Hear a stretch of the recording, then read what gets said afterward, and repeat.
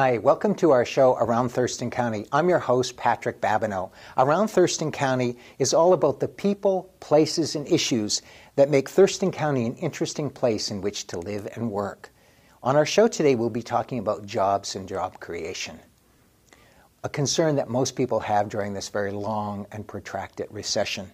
We're here in downtown Olympia, and we're pleased to have with us Denny Heck, an entrepreneur, business person, co-founder of TVW, and former Washington State legislator, who will be talking with us about job creation. Denny has successfully grown a number of small businesses here in Washington State, including Intrepid Learning Solutions, a multi-state firm that specializes in training for businesses and employs over 300 people. Denny was also an original investor in Real Networks, the digital media company that pioneered streaming media on the internet. Denny has been a strong advocate of open government. Denny co-founded TVW to provide the people of Washington with greater accessibility to their state government. TVW has now grown into the nation's premier statewide public affairs network. While at TVW, Denny hosted the award-winning public affairs program called Inside Olympia, and also won an Emmy for a documentary he wrote and produced. Denny has served his community in the Washington State House of Representatives for over a decade and was elected Majority Leader. While in the State House, he was one of the prime authors of the state's historic Basic Education Act. And after his time in the legislature, Denny served as Chief of Staff to former Governor Booth Gardner during his second term. Denny is a native Washingtonian and graduated from Evergreen State College in 1973. Denny has been married for 36 years to his wife Paula, an educator. Denny and Paula have lived in Olympia for over 25 years, and together they have two sons, Bob and Trey, and a Rhodesian Ridgeback named Kuda. Denny is also running for Washington State's new 10th Congressional District, which was created in 2011 and includes most of Thurston County, parts of Mason into Shelton, and the central part of Pierce County. Thank you, Denny, for being with us today and sharing some of your insights with our viewers. Thank you, Patrick. It's a pleasure to be here. Thank you. Let's get right to the questions. People are concerned now during this protracted recession that we're in about job creation. What kind of businesses and company experience do you have that gives you experience in talking about jobs and job creation? Well, I've spent the better part of the last decade actually in the private sector, but frankly, I would suggest and submit to you that the person who's best qualified to engage in efforts relating to policy making to help create jobs has a well-rounded background, has experience in the public sector and the nonprofit sector and the private sector. It's really the mix that gives you the kind of the 360-degree view, I think, that helps government do the best job that it can to help with job creation. But for the better part of the last decade, I've been involved in investing in and starting businesses. Probably the signature effort is that I co-founded a company called Intrepid Learning Solutions. Yes, that's right. We started here in Olympia with 2 employees about 10 or 11 years ago, and I'm really proud to say we now have about 300 employees and operate in 9 or 10 states. We provide training and learning services to Fortune 500 companies. Wow, impressive. What are some of the steps that you think Congress should take for job creation? A lot of folks are saying they're not doing enough. Are they doing anything? It would be the better question, I think. Well, there are lots of things that government can and should do. The most important thing they could do is say, hey, this is our highest priority. We got to get this economy growing. We got to create more economic opportunity. We got to create more job opportunity for people. They got to make it their priority, and they aren't. They could invest in infrastructure. The fact is our nation, rated globally, used to be 5th. Now we're 23rd. This by a third-party independent evaluator. We're falling very fast. The rest of the world is not waiting. They're modernizing. And if we're going to compete, then we need to as well. And that's roads and bridges and electric transmission lines and sewer lines and water lines and right on down the list. Right here locally, all you need to do is look a little bit to the north of Thurston County. Anybody that's ever gone to Tacoma or Seattle and hits the I-5 congestion at Joint Base Lewis McChord, we can do that. Secondly, we can start making things in America. And one of the ways that we can do that is stop incentivizing companies that literally tear down plants, put the parts on a ship, send it overseas along with their jobs. We literally do that. Our tax code rewards corporations for sending jobs offshore. And I think we should stop doing that. Right. That's really counterproductive, isn't it? Well, completely counterproductive. 100% counterproductive, as a matter of fact. Wow. I also think that we need to be very, very careful about education. We need to educate more people to higher levels. Right. And part of what that means is Congress should not double the student loan rate. Congress should not cut back on Pell Grants. Right. Congress should make this a cornerstone of moving forward. Lastly, I would say we need to be real smart and real aggressive about reducing our dependence on imported dirty fossil fuel. Right. Because it costs a lot of money to do that. And in fact, if we invested that money in clean energy, it would help create jobs. You've touched on a number of issues. What would you do, for example, to help bring back maybe manufacturing jobs to Washington State? We still have a solid manufacturing base, and there's been a lot of discussion about how to keep that here. Well, I was a very strong supporter of the extension of the Export-Import Bank. Its largest customer, and they've never defaulted on a single loan, was indirectly the Boeing Company, and that, of course, is where we have an awful lot of manufacturing jobs in this country. Right. We would do better at the sales of products that originate in Washington State through software if we were a little tougher with our competitor nations about the protection of intellectual property. That's another thing that we could do that would put us in a stronger position. But then I would get back to what I said originally. We need a tax code that rewards the creation of jobs in America, and we need a tax code that disincentivizes shipping jobs overseas, and we need an education system that educates more people to higher levels. That's the capital that is critically important in this new global economy. Innovation, and innovation comes from people. I know this, at least in part, as a result of my involvement in Intrepid Learning Solutions and the work we do with companies. Keep your people on the cutting edge, we'll keep your company on the cutting edge. The people will do very well. So that would be a priority for you in Congress to work on changing some of our tax code that really doesn't provide incentives for companies to stay here as much as it provides incentives for companies to get cheaper offshore labor. Yeah, absolutely, Patrick. But I would say, moreover, anybody that's filled out the long form 1040 will tell you that it's become unbelievably complex. That's right. The last time that we made an earnest effort to simplify the tax code with any success was 1986. Wow. And this is probably something that we ought to do about once a generation. I think there's way too much money spent by companies, I know this as a matter of fact, and individuals as well, in tax avoidance, legal tax avoidance, finding the loophole, finding the path to lowering tax rate. A lot of effort, time, money is invested in finding that path because of our tax code. So it too, I think, is counterproductive. That kind of time, effort, and money expenditure ought to be made on the side that gives people greater skills and that leads to innovation, better products, and a more competitive position in the world. Wonderful. You know, there are folks that say, yes, we need job creation, but how do we go about doing it in a way that protects the environment? Because for a lot of us, the environment is also important too, and something that's a legacy to hand on to future generations. So how can we do both? Well, the fact of the matter is that they're not mutually exclusive. This is not a Hobson's choice, and people who offer that are offering an artificial choice. The fact of the matter is, for example, if we don't figure out a way to reduce climate change or to reverse the climate change that is underway, global warming, carbon pollution, then it's going to cost a lot of jobs. It will cost us jobs not to have a clean environment. That's the fact. It won't cost us more jobs to have a clean environment. It'll cost us fewer job losses if we do a better job. Right. And people have said for a long time, well, if we're too focused on climate change issues, then we will lose jobs here because developing nations like China aren't concerned. But in fact, they really are. They are investing enormously in China now in green technology and other types of clean technology. And this country, an innovative entrepreneur-oriented country, which you really kind of personify in a lot of ways, really should be taking the lead on that, shouldn't they? Well, I would hope we would. The fact is that China is now the largest producer of solar panels in the world.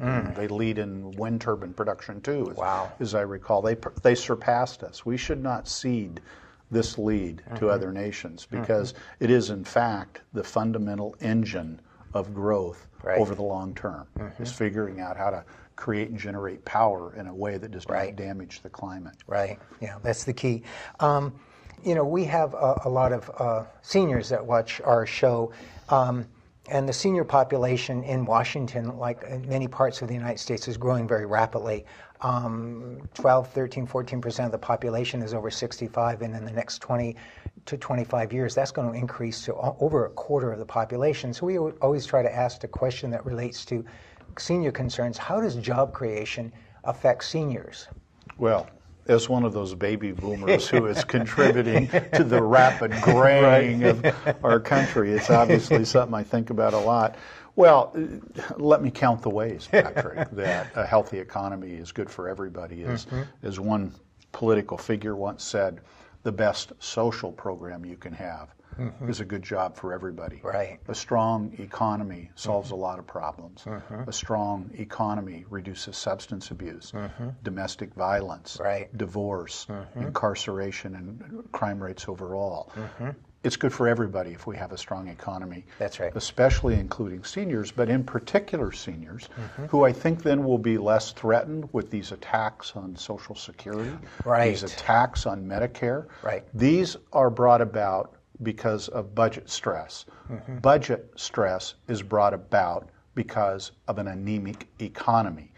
Grow the economy, strengthen the budget position, and you will lessen the attacks on Social Security and on Medicare. And moreover, I don't know about you and in your life, Patrick, but I'll tell you, there are a lot of people in my life who are working past the year that they had intended for a long time to retire. They're worried about their health care. They're worried because their 401k has become a 201k. Job lock, we call it, for a lot of reasons, and especially among seniors. Not a lot we could do to help vitalize, not a lot more we could do to help vitalize the economy than if there were people that came upon their intended retirement age and were able to comfortably, and that would make room in the workforce for the 20-somethings. That's right. Who are stuck now. That's right, exactly. So we're all really in this together, aren't we? You said it perfectly. Thank you. One of your big goals originally and early on was to provide greater accessibility for the people of Washington to understand what their state government was doing so they could have some kind of impact on all these issues that we're talking about and others. And what was one of the original goals you had for co-founding TVW? TVW, the state's version of C-SPAN, which I'm very proud to say is the preeminent statewide public affairs network in the country, co-founded with my good friend Stan Marshburn way back when. Well, I mean, you've said it perfectly. It's their government. People have a right to watch it at work. But the question you have to ask yourself is, what's the purpose? What's the utility of transparency? It is to hold people accountable. If you can't watch them at work, you can't hold them accountable when it comes time to make that decision. So for me, it's not rocket science. It's their government. They have a right. They have an inherent right to watch it at work. And how did you go about actually developing TVW? Well, we should do a program just on that sometime, Patrick. That would be nice. It's that long of a story, but to give you the executive summary, the first thing that Stan and I did after one failed run at the legislature was to go out and get some foundation funding to develop a business plan and a roadmap. So this is what we want it to look like. This is the journey we want to take. This is the value of it. That report, which I am enormously proud to say became kind of the Bible nationally.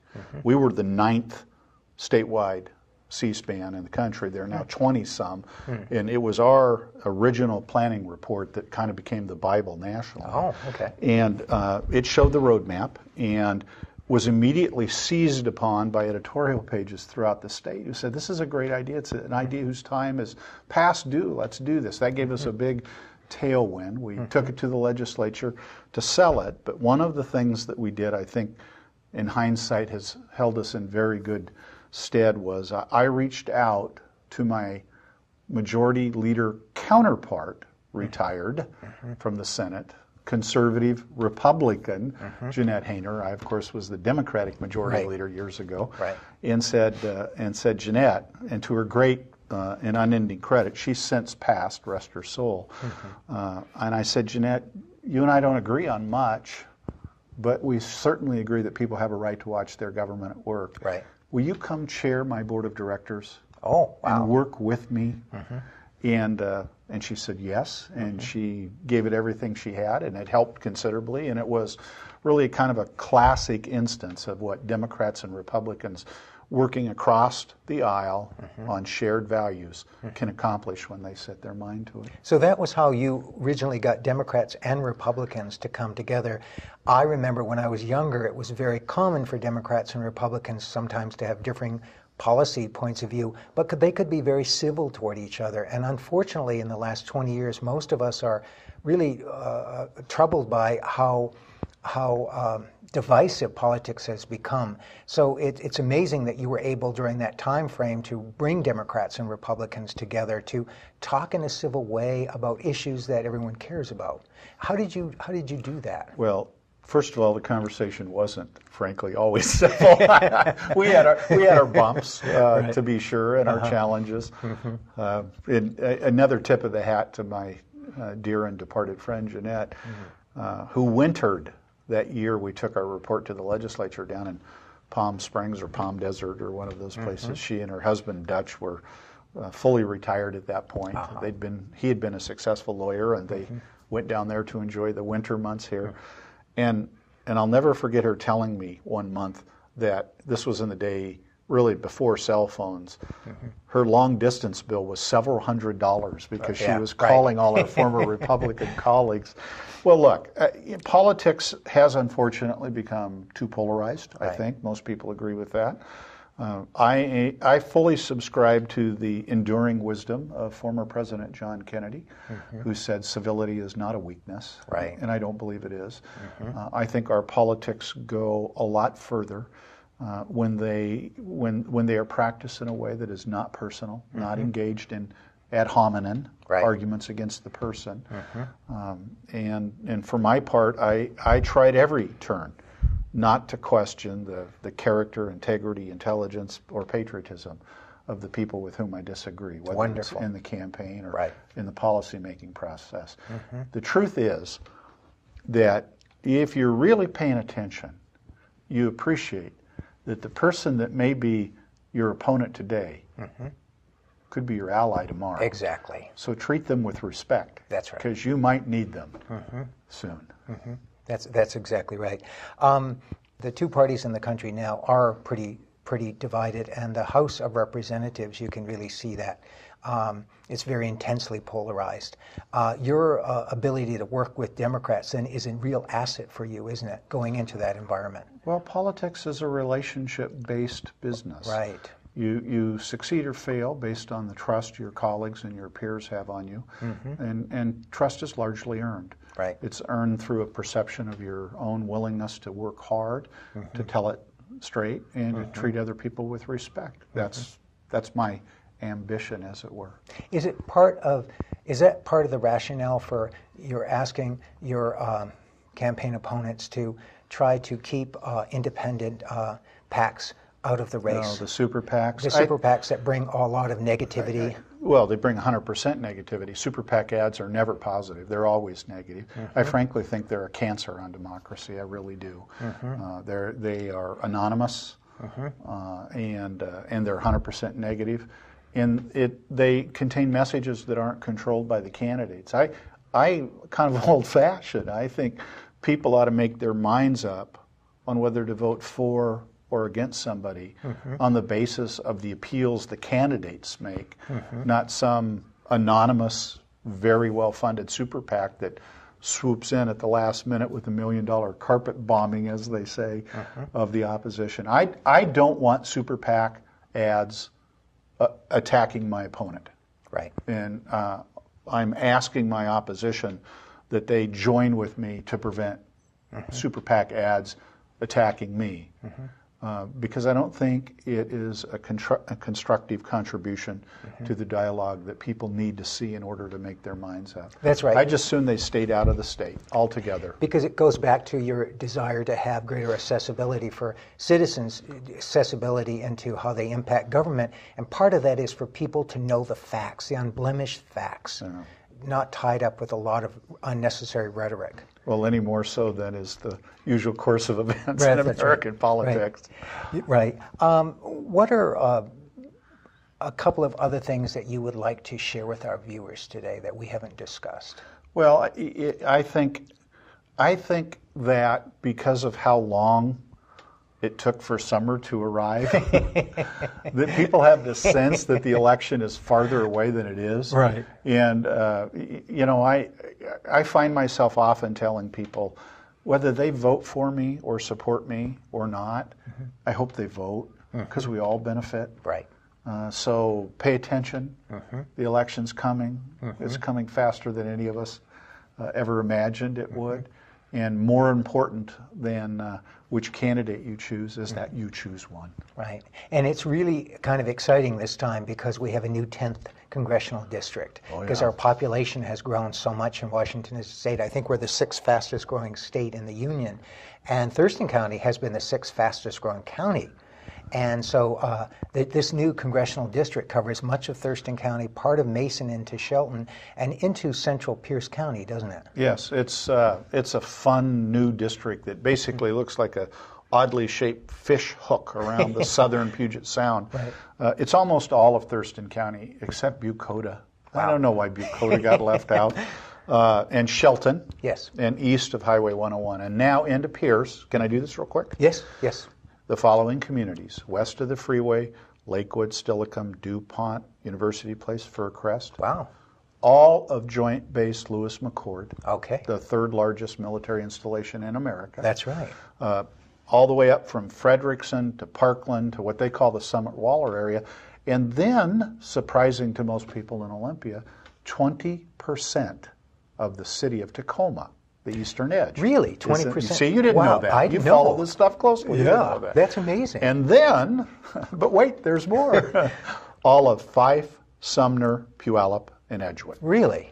Wow. Yeah. And congressional districts cover 700,000 folks now. 672,455, but who's counting? Yes. And they're all the same size. Right. I actually think the new 10th is a great new district. I'm so excited, even to be a candidate, let alone to maybe have the opportunity to represent it. It's an integrated economy. The 2 largest employers in its 2 largest counties, Pierce and Thurston, are the same. Joint Base Lewis McChord is the #1 employer in Pierce. Oh, that's right. It's the #2 employer in Thurston. The #1 employer in Thurston is state government. That's right. The #2 employer in Pierce is state government. Wow. So it really does have a largely integrated economy with a lot of shared concerns, not the least of which is congestion at Joint Base Lewis McChord, but lots of them, lots and lots of concerns. And it's such a privilege to be a candidate, let alone, again, hopefully have that privilege of representing this area. So it's a dynamic new district. Yes, and it's just figuring out it's a new district. You know, I'm still running into people who say, why would you run against Norm Dix?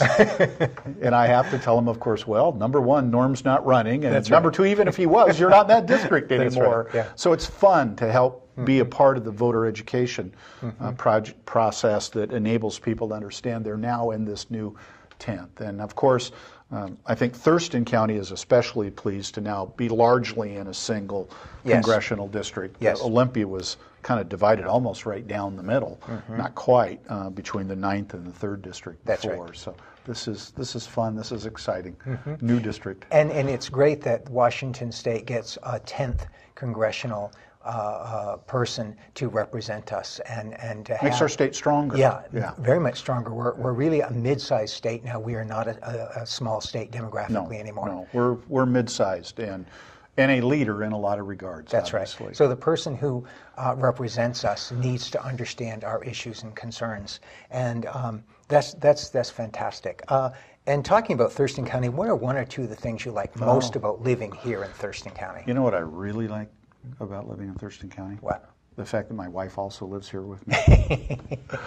Listen, Thurston County has been just a spectacular place to raise our two sons, Bob and Trey, who went to Olympia schools, both of them, all the way through, by and large. And my wife, Paula, my wife of 37 years almost, I might add, is the retired principal at Jefferson Middle School on the west side. This is a sense of community. I love living literally 2 blocks from the church I attend. I love living 2 blocks from Olympia High School and going to football games on Friday nights. I love our incredible art scene here, especially the performing arts.